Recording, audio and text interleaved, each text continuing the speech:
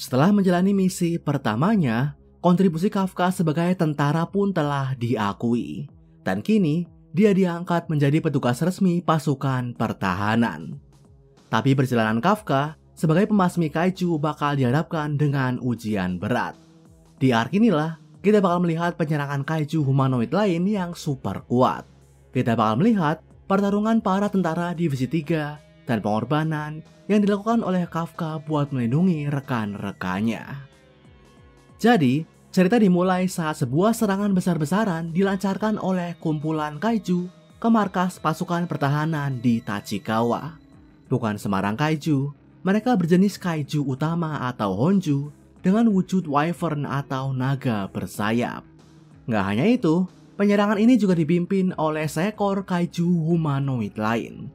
Jadi selain kaiju nomor 9, ada kaiju berintelijensi lain yang mengancam umat manusia. Nah, begitu penyerangan dilancarkan, pasukan pertahanan pun langsung bergerak. Wakil Kapten Hoshina memerintahkan semua personil buat terjun ke TKP. Sementara Kafka yang saat itu ada di luar melihat penyerangan dengan mata kepalanya sendiri. Disitulah dia menyadari satu hal ganjil, yaitu fakta kalau Honju berjenis wyvern ini datang berkelompok. Padahal selama ini, kaiju jenis itu selalu menyerang dan bergerak secara independen. Jadi fakta kalau mereka mau datang secara bersamaan menandakan adanya suatu entitas yang lebih kuat berperan sebagai pemimpin mereka. Dan benar aja, begitu Hoshina tiba di TKP, dia langsung dihadang oleh kaiju humanoid yang belum pernah dia lihat sebelumnya. Kaiju humanoid bertanduk inilah yang kita lihat memimpin para Honju. Dan dengan nilai fortitude atau level kekuatan mencapai 8,3, dialah yang akan jadi ancaman besar pasukan pertahanan. Nah, begitu melihat Hoshina, si kaiju bertanduk pun dengan sombong menantangnya. Berhubung Kapten Divisi 3, Mina sedang pergi, Hoshina lah yang merasa bertanggung jawab buat meladeninya. Disinilah dia memerintah tentara lain buat mengurus para kaiju bawahan. Sementara dirinya akan berhadapan dengan si pemimpin. Sampai tibalah kita pun diperlihatkan betapa mengerikannya kekuatan si kaiju bertanduk. Gak hanya menunjukkan kekuatan fisik yang bagai hujan meteor, dia juga sanggup merintah para kaiju lain buat menyerang markas tentara. Alhasil, kekacauan seakan terjadi di berbagai titik. Hoshina sendiri terus mengandalkan refleks dan kecepatannya buat menghindar. Meski dia sempat mencoba menyerang dari belakang, kulit kaiju tersebut ternyata lebih keras bahkan dari kaiju nomor 8. Sementara itu, Kafka kembali berkontribusi dalam mencari titik lemah para kaiju naga bersayap. Dia memberitahu tentara lain buat nggak menyerang bagian depan karena itu berperan sebagai tameng si kaiju. Karena itulah, dia pun menyuruh rekannya buat mengincar bagian belakang para kaiju. Meski begitu, hal tersebut terbukti nggak mudah. Karena para kaiju ternyata sanggup bekerja sama dan melindungi sisi belakang mereka satu sama lain. Sampai akhirnya, datanglah sinar harapan ketika seorang tentara sanggup menunjukkan kekuatan menyerang yang begitu dahsyat. Dengan senjata khususnya, dia sanggup menghancurkan tubuh si kaiju naga bersayap dalam sekali serang. Dialah Hikaru Shinomiya.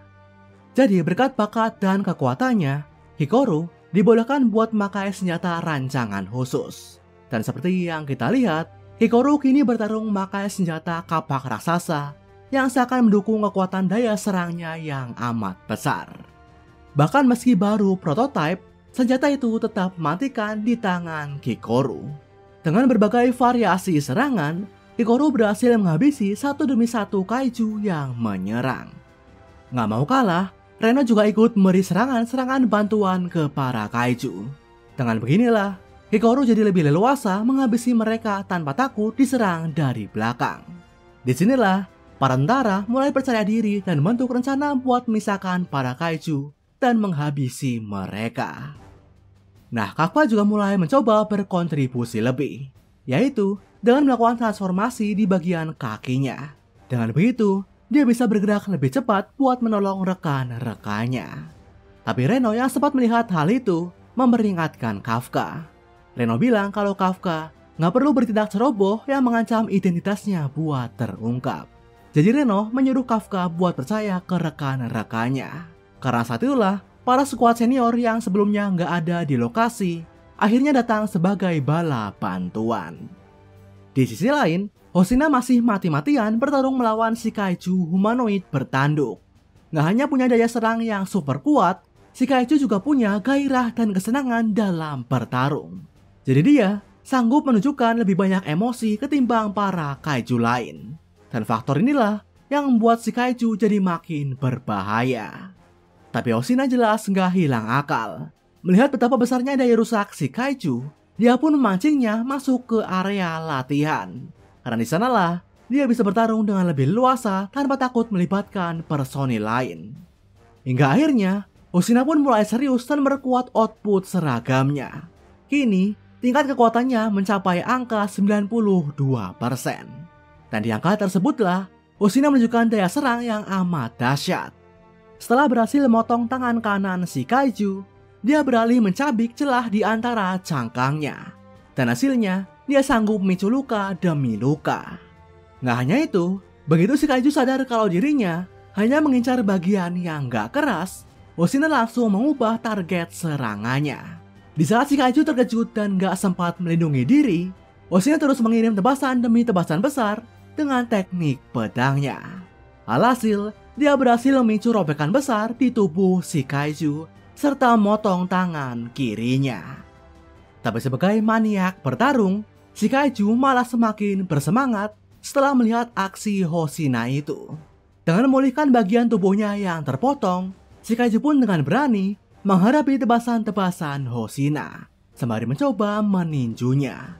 Tapi Hoshina nggak terpancing dan tetap bertarung dengan cerdik. Dengan pergerakannya yang super cepat, dia berhasil menyelinap ke belakang si kaiju dan menemukan organ intinya. Saat itulah dia langsung mengirim tebasan ke bagian tersebut. Tapi disinilah petaka baru dimulai. Di saat personil lain mengira kalau Hoshina telah menang, dia merasakan ada yang aneh pada kaiju itu. Jadi saat organ intinya diserang, si kaiju berhasil menggeser organ itu tepat waktu. Dan hasilnya, Hoshina gagal menghancurkannya. Dan disinilah si kaiju seakan mengamuk dan menunjukkan kekuatan sempurnanya.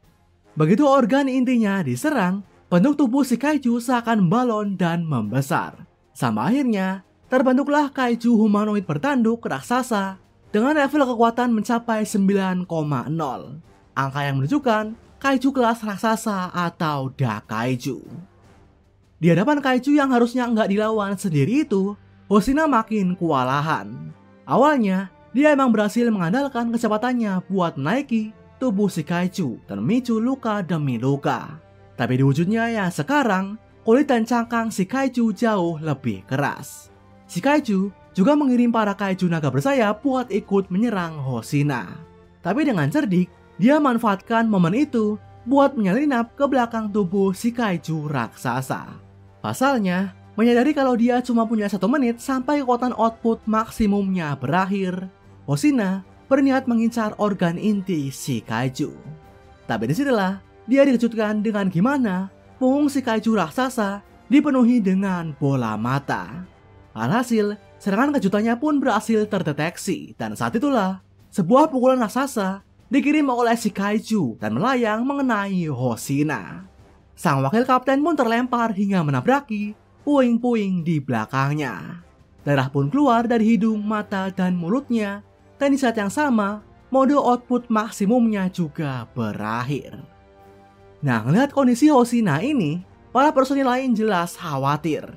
Tapi Hoshina menegaskan kalau dia masih sanggup bertarung. Sebagai wakil kapten di WC3, Hoshina bertekad buat melindungi markasnya sampai akhir. Pasalnya, dia sangat berhutang budi pada Mina kaptennya. Jadi, sebagai prajurit yang hanya ahli dalam memakai pedang, Hoshina awalnya dianggap nggak berguna.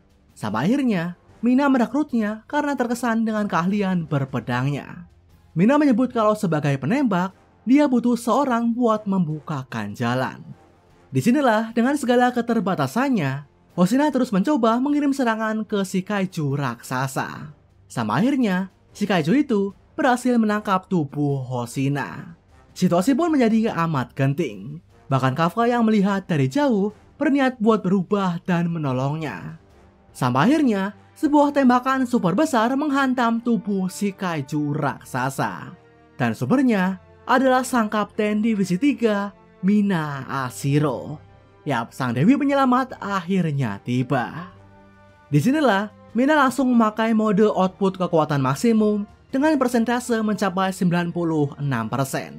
Dan dengan pasokannya, dia terus mengirim tembakan demi tembakan super dahsyat ke tubuh si kaiju. Tapi dengan kecerdasannya, si kaiju sempat berhasil memprediksi arah tembakan tersebut. Karena itulah pada akhirnya, Hikaru dan Hoshina ikut turun tangan, membantu menghentikan pergerakan si kaiju. Saat itulah, kombinasi serangan keduanya pun dilancarkan. Dan hasilnya, mereka berhasil memotong salah satu kaki si kaiju dan buatnya nggak bisa menghindar. Kesempatan ini pun nggak disia-siakan. Sebelum si kaiju memulihkan diri, Mina langsung menghujamnya dengan tembakan super dahsyat. Dan begitu organ intinya terlihat, tepat di amunisi terakhir, tembakan bazooka Mina berhasil menghancurkan organ inti si kaiju. Disinilah si kaiju raksasa berteriak sembari kepalanya terpisah dari tubuhnya yang hancur. Inilah kekuatan sang kapten divisi 3. Nah, setelah si kaiju raksasa berhasil ditaklukkan, berikutnya tinggal menghabisi para kaiju naga bersayap yang tersisa. Hoshina dan Hikaru diperintah buat istirahat oleh Mina. Disinilah para personil sempat dalam euforia karena ancaman terbesar mereka udah kalah. Sampai tiba-tiba, di atas mereka muncul gumpalan kaiju raksasa yang terdiri dari para kaiju yang tersisa. Ternyata, teriakan si kaiju bertanduk tadi adalah panggilan buat para kaiju lain buat mengirim serangan perpisahan. Dan gumpalan kaiju itu adalah bom raksasa yang siap jatuh dan meledak. Melihat pemandangan mencekam ini, para tentara jelas terkejut. Mina langsung menyuruh rekan-rekannya buat segera berlindung. Sementara dia berniat mengambil kembali bazooka-nya. Tapi di sini, Hoshina sadar kalau waktunya nggak akan cukup. Sebelum semuanya sanggup berlindung atau melawan, bom tersebut akan segera jatuh. Bahkan si kaiju bertanduk yang tinggal kepalanya bilang ke Hoshina kalau pertarungan berakhir imbang. Jadi dia yakin bisa membawa para tentara ke neraka bersamanya. Tapi di saat situasi seakan tanpa harapan, Kafka tiba-tiba berlari ke arah bom kaiju. Awalnya, Hoshina mencoba menghentikan Kafka. Karena sebagai petarung yang terbilang lemah, dia nggak akan bisa melakukan apa-apa. Tapi disitulah, dia terkejut akan betapa cepatnya Kafka berlari. Dan ini membuat Hoshina seakan menyadari akan adanya rahasia dalam diri Kafka. Dan rahasia itu ada hubungannya dengan kecurigaan yang pernah dia miliki padanya. Kafka pun terus berlari sembari meminta maaf. Demi melindungi rekan-rekannya, dia merasa nggak ada pilihan lain selain bongkar identitasnya dan mengorbankan karirnya sebagai tentara. Apalagi setelah melihat perjuangan mereka. Akhirnya, begitu sampai ke bawah bom kaiju, di depan para tentara lain termasuk teman masa kecilnya, Kafka berubah menjadi kaiju nomor 8. Saat itulah, dengan level kekuatan mencapai 9,8, kaiju nomor 8 dilaporkan terdeteksi di tengah markas pasukan pertahanan. Disinilah Kafka pun langsung menyiapkan serangannya.